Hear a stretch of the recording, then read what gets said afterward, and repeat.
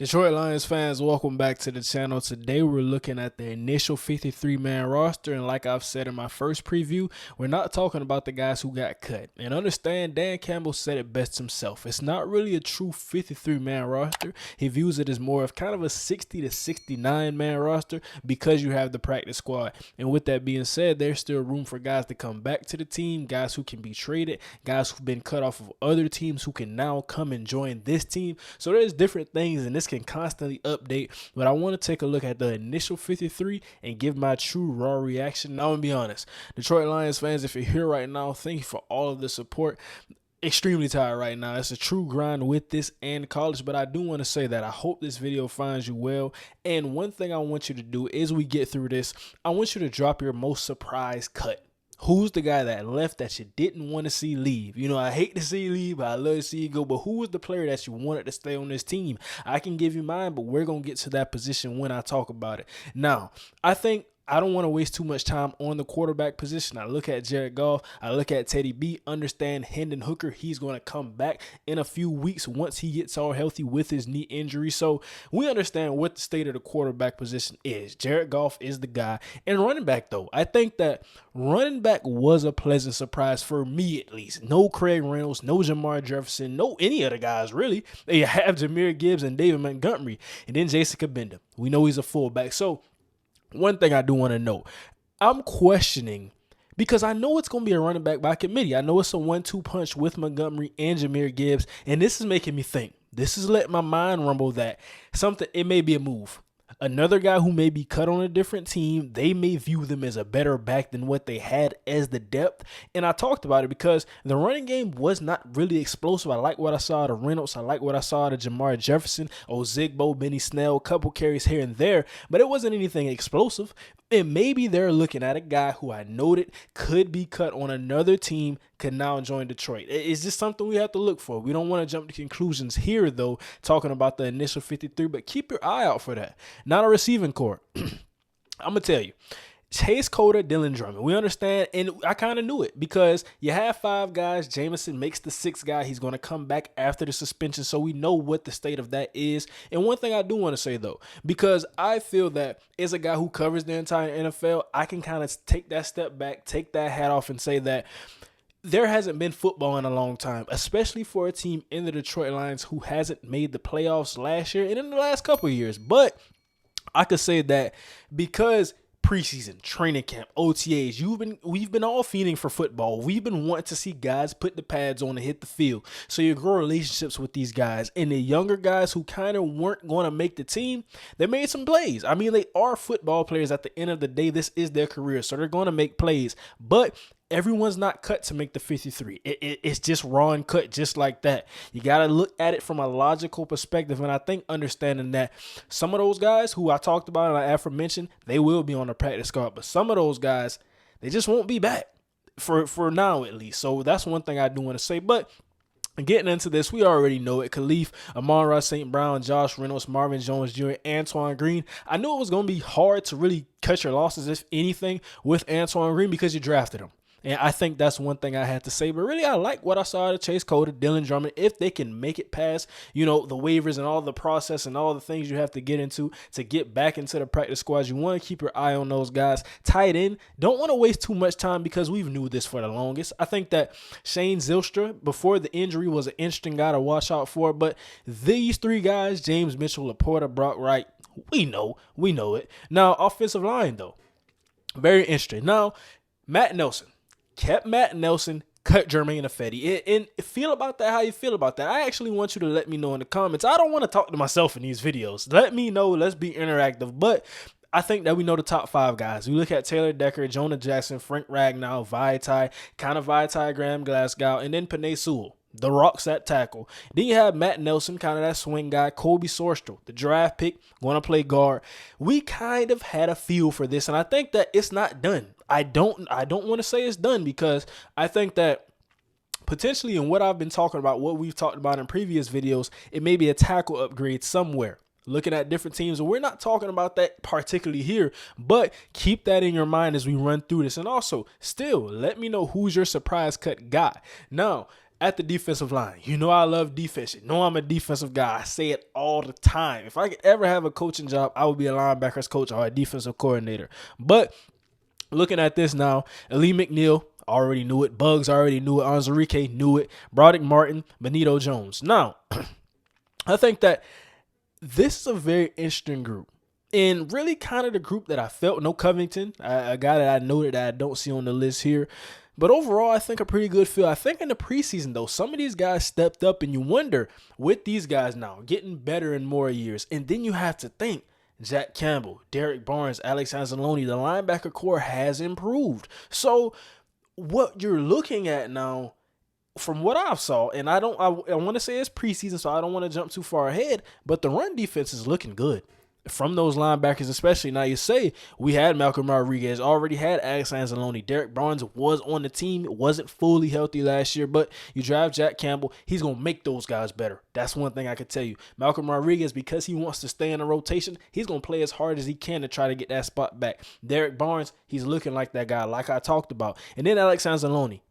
Don't think just because you got re-signed that you're locked in. And that's one thing I've been saying. So kind of a storyline to watch for in that, even though I like him as a player, but has to be more consistent for me at least. Now, looking at these edge rushers, I was pleasantly surprised in a good way because you kept Julian and Romeo Okwara. I kind of figured you'd keep Romeo. James Houston, though. I really don't want to take it there with James Houston, but you know how I feel about James Houston because he's a pass rusher.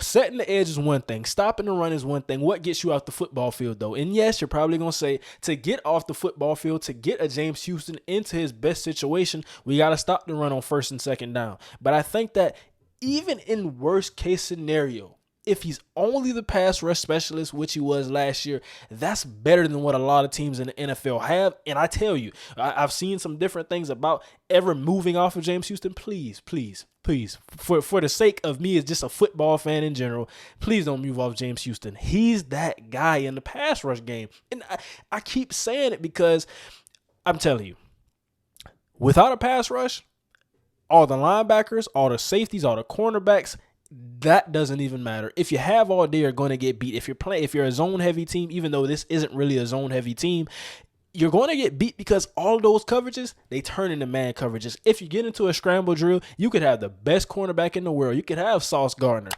If you don't have a defensive line, if you don't have a Quentin Williams or that rampant defensive edge they have, it doesn't matter. He's going to get beat. Can't cover forever. I want to get off of that topic, though. Now, looking at the other guys, we had a feel for this. Charles Harris, Aiden Hudson, they weren't really playing. Aiden Hudson didn't play at all in the preseason. Charles Harris didn't see a lot of him. We knew that already, though. Kaminsky had a big-time preseason, even though he's kind of already a solidified guy in this rotation. But Josh Pascal, know about him as well. Looking for big things from him. Now, the linebackers. I was kind of pleasantly surprised with this as well, but it is a position where it's a contact position. Now, really kind of like the running back of the defense because that's who you're tackling every play when it's a run play. But you look at it and you say, okay, we knew the four guys. And then you see Jalen Reeves-Maybin. I saw him making some plays. And then Anthony Pittman. Probably these guys will be reserved to some special teams roles. You know that outside of the top four guys, and even Malcolm Rodriguez, he may be a big-time special teamer because you got Jack, you got Barnes. I love Malcolm Rodriguez. You hate to say it, but there's only but so much snaps. And then nickel is the new base. So it's really, you have to pick your poison right there, but he's on the team. So if he's called on, he's going to make plays. You have to be optimistic about him still. Not a secondary. This is a really interesting DB room, and I think that Emmanuel Mosley, one thing I did not talk about this, he got removed off of the PUP list, so he could play if he's ready to go for week 1. Next Thursday, it's Tuesday right now as I'm recording this. So you see how close things are getting when we talk about football being in our vision on the TV screen. But that's one thing that you have. So got to be optimistic for that because I said you're looking for a number 2. I think he is that number 2. Outside of him, it gets kind of shaky and the cornerback room. But Cameron Sutton came over from Pittsburgh knowing I'm a Pittsburgh guy, so I know a lot about him, and I talked about him with Detroit Lions fans. And he's a guy that you can really be optimistic about. He can do a lot of different things. He can even play the nickel, but he's going to play outside for this team because you got a guy who can play nickel and can play it very well. We're going to get on him. But Jerry Jacobs, Emmanuel Mosley, Will Harris, Stephen Gilmore had a couple of interceptions. We saw it out of him. So that was very interesting to see. He made the team. Khalil Dorsey made the team. No Starlin Thomas. And I talk about you build relationships with these guys and you want to see it. Now, Starling Thomas, though, he had some good moments and he had some low moments. I do fairly want to say that because we saw the pass interferences. We saw the holding calls as we got further along in the preseason. But if he can't make it back to the practice squad, I wish him the best. I wish all of these guys the best. You never want to see a man lose his career or his job at all. So hope they can find work somewhere else. But if it's not Detroit, it possibly very may well be Detroit. So we don't want to get off of that just yet. But Starling Thomas is not listed here. Looking at the safeties, C.J. Gardner-Johnson, Tracy Watt, we know this. We really know this. I think Melo Fuonwu was kind of the guy on the bubble. But who are you going to truly replace him with? I think that's an interesting conversation. Now, C.J. Gardner-Johnson and Brian Branch. Those two guys, we're gonna have this topic for another day in discussion because I'm gonna do a Kansas City Chiefs versus Detroit Lions game preview, and we're gonna get into more of the matchups and things there when we're talking X's and O's and actual football. But I just want to say those two football players will be life-changing in this entire secondary. Brian Branch is a rookie, should have been a top 25 pick. I'm gonna say it and say it and say it again. I don't know how he slipped to the second round to this team, but you got him. It doesn't even matter now. So, of course, he was going to make the team. All of these guys, we feel kind of certain. I think there were some guys, particularly on the offense, who didn't make the team that kind of surprised me. But as I look at the defense, I'm feeling kind of okay, I get it.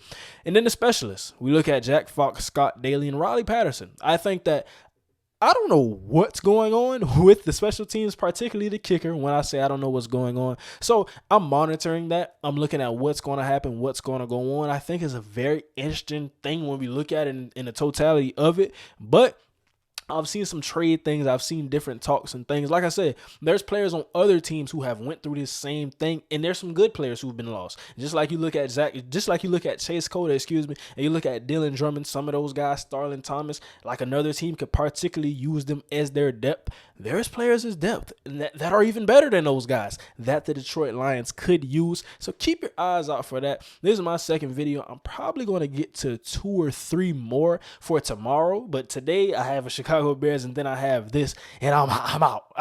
But this is what we have, though. Don't forget to like, comment, and subscribe as we head into the NFL season. And also, one thing I do want to say, drop your player suggestions down below for the film breakdowns. I have my favorite players, and I'm going to break those down, of course. But I want to make sure I'm getting to the film breakdowns that you guys want to see as well. Because I know there's players, I can't watch everybody in the NFL. I can watch the games, but I can't single out every player or unit, defensive, offensive units, who need a film breakdown. And if you want to see that in particular, just let me know in the comments. If you're new, this is what we do here. We do it all. Film, reactions, talking about it, analyzing everything you could possibly think. So this is probably your channel to stay at and watch, truly, when we get into the season. But that's going to wrap it up for today. That's all I have talking about the 53. Like I said, a couple pleasant surprises on offense, but that's about it. Thank you for watching once again. I truly appreciate the support. And now,